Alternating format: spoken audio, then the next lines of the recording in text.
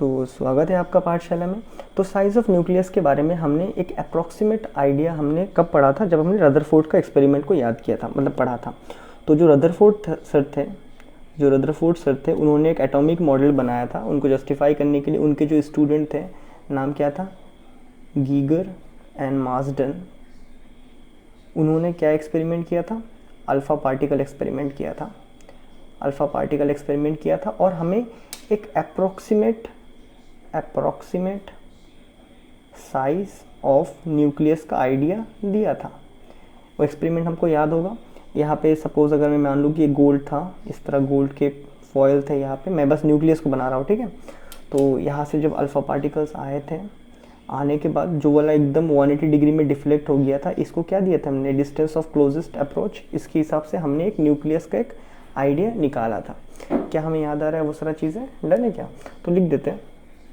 देखो मैंने बताया था ना, रदरफोर्ड ने पहले गीगर एंड मार्सडन ने किया था। तो रदरफोर्ड ने बोला भाई एक्सपेरिमेंट फेल हो गया। उसके बाद रदरफोर्ड सर ने खुद उसको किया था एक्सपेरिमेंट को, कि भाई फॉयल टूटे नहीं करके। उसके बाद ये सब बना था। मैंने उस तरह कहानी तुम लोग को बताया था। तो यहाँ पे मैं इसको डायरेक्ट रदरफोर्ड या फिर गीगर एंड मार्सडन जो भी बोलो तुम, तो मैं रदरफोर्ड लिख देता हूँ।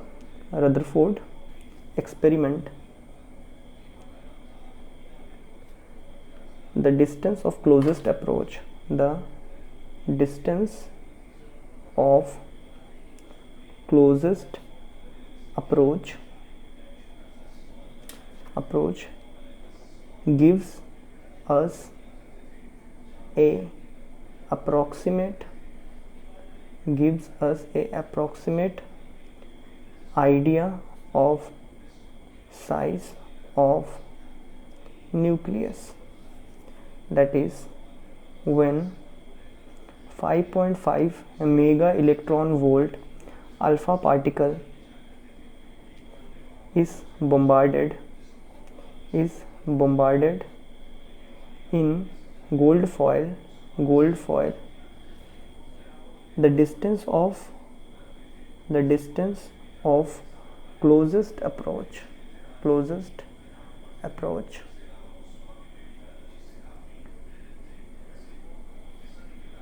was calculated।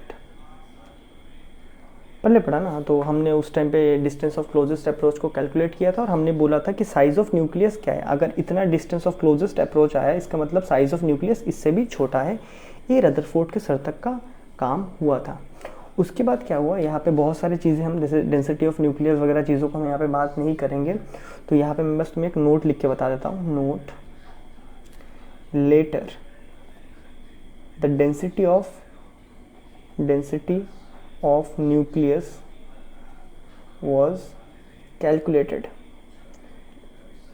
बाद में हम लोगों ने डेंसिटी ऑफ न्यूक्लियस को कैलकुलेट किया और वो जो डेंसिटी आया हमारे पास, डेंसिटी ऑफ न्यूक्लियस, वो आया इतना 2.3 इंटू 10⁻17 kg/m³। ये डेंसिटी बहुत ज़्यादा है। इतना डेंसिटी है कि ये जो पेन का निप है ना, इसके ऊपर में अगर तुम 1000 ब्लू वेल्स को डाल दो इसके अंदर, पहले पढ़े जो टिप है ना, इसके ऊपर 1000 ब्लू वेल्स को डाल दो, तब इस तरह डेंसिटी क्रिएट होगा। इस तरह डेंसिटी है। पहले पढ़ा क्या? तो जब हम लोगों ने डेंसिटी ऑफ न्यूक्लियस कैलकुलेट किया, इतना आया हमारे पास और हमने क्या देखा, नोट लिख लो ये भी। और हमने क्या देखा, जो डेंसिटी ऑफ न्यूक्लियस है ना, density of nucleus do not change when element या फिर एटम चेंज।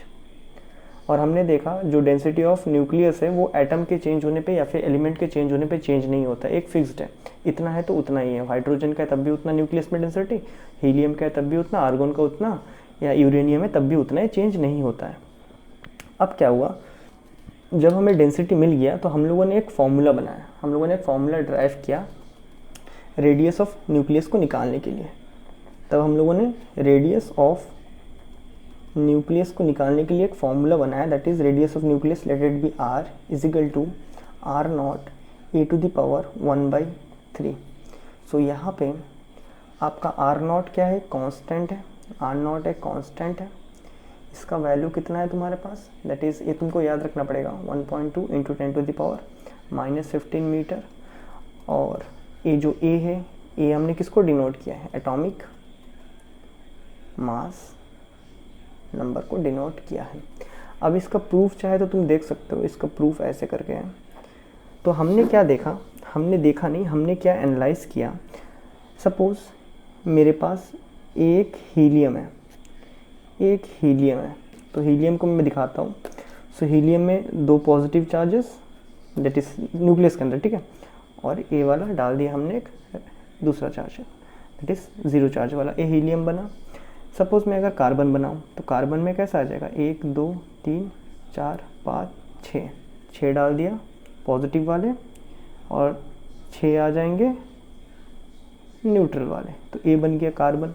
तो हम क्या देखते, जैसे जैसे number of protons and neutrons increases the size of the nucleus also increases. तो हम लोग लिखते हैं यहाँ पे एज द नंबर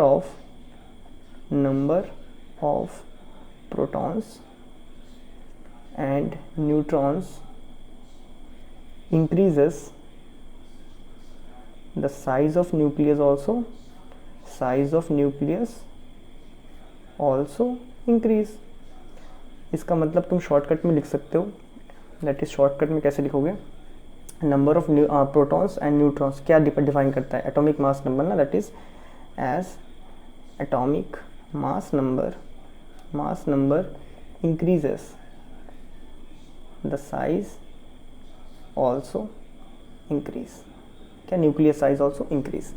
क्या ये बातें क्लियर है? ओके तो ये बातें अगर क्लियर है, that is atomic mass number है, देखो एटॉमिक मास नंबर और atomic mass most of the time वो इक्वल आ रहा था, अगर आइसोटोप्स में बहुत हेर फेर है तो डिफरेंट आ रहा था, वो तो हमने पहले ही बात कर लिया। तो सिंपल सी बात है, अगर मैं मास का फॉर्मूला लिखूँ तो मास को लिखा क्या जा सकता है, वॉल्यूम इंटू डेंसिटी। अभी हमने ऑलरेडी बोला है एटॉमिक मास नंबर मैंने ए लिख दिया, चलो इजिकल टू वॉल्यूम स्पेरिकल मारते हैं तो 4/3 पाई रेडियस का क्यूब और इनटू डेंसिटी।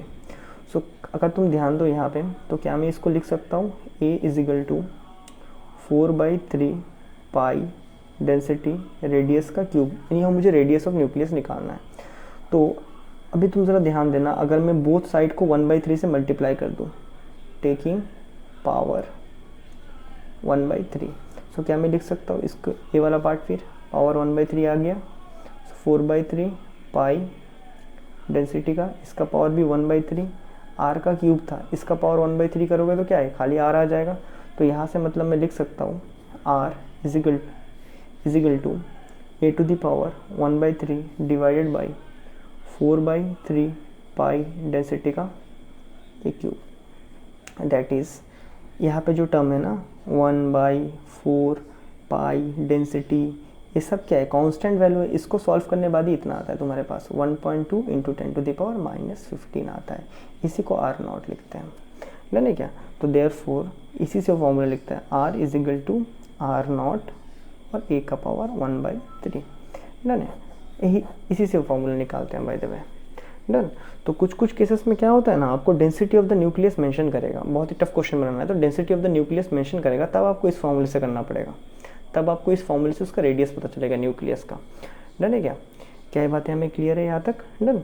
तो ये है बेसिकली आपका इसका प्रूफ, और नहीं तो आप सीधे इस फॉर्मूले को भी याद रख सकते हो, बोथ आर ओके, डन है। तो ये था साइज ऑफ न्यूक्लियस। तो पहले हमें अप्रॉक्सीमेट आइडिया मिल चुका था, और जैसे हम लोगों ने डेंसिटी ऑफ न्यूक्लियस कैलकुलेट कर लिया तो हमारे पास एक अच्छा खासा फॉर्मूला आ गया जिससे कि हम लोग एग्जैक्ट निकाल सकते कितना इसका न्यूक्लियस है। तो यहाँ तक हम लोगों ने बात कर लिया, हम लोगों ने न्यूक्लियस के अंदर क्या है वो बात कर लिया, ठीक है, न्यूक्लियस के अंदर कैसे वो निकाला जेम्स चैडविक जी ने, वो भी बात कर लिया। फिर आइसोटोप्स इनके बारे में बात कर लिया, साइज ऑफ न्यूक्लियस के बारे में भी बात कर लिया। अभी हम लोगों ने न्यूक्लियस के बारे में मोटा मोटा उसके अंदर क्या है, कैसे बना है, किस तरह बिहेव करता है, सब बात कर लिया। अभी हम उसके बाद एक मेन टॉपिक में आएंगे। वो टॉपिक क्या है, मान लिया न्यूक्लियस के अंदर पॉजिटिव चार्जेस हैं, ओके, कोई दिक्कत नहीं। यहाँ पे न्यूट्रॉन्स भी, मतलब क्या बोलते हैं, जीरो चार्ज वाले भी हैं, ठीक है, कोई दिक्कत नहीं। तो क्वेश्चन ये उठ गया, ये जीरो चार्ज वाले चलो अपने हिसाब से रहते रहने दो, ये पॉजिटिव चार्ज वाले तो आपस में धक्का मुक्की करेंगे ना, क्या बात है क्लियर है, पॉजिटिव चार्ज तो आपस में धक्का मुक्की करेंगे, ये धक्का मुक्की कर रहे हैं, मतलब इलेक्ट्रोस्टैटिक फोर्स सही है, हम लोग को पता है वो धक्का देगा। तो यहाँ पे जब ये पॉजिटिव चार्ज आपस में धक्का दे रहे हैं, फिर भी ये न्यूक्लियस इतना हाई डेंसिटी में कैसे वहाँ पे बैठा है। तो इसके ऊपर अभी हमारा स्टडी शुरू हुआ, जहाँ पे आ जाएगा हम लोग न्यूक्लियर बाइंडिंग एनर्जी के टॉपिक में। क्या ये बातें क्लियर है? तो वो हम लोग नेक्स्ट वीडियो से शुरू करेंगे। डन है? तो तब तक के लिए गुड बाय।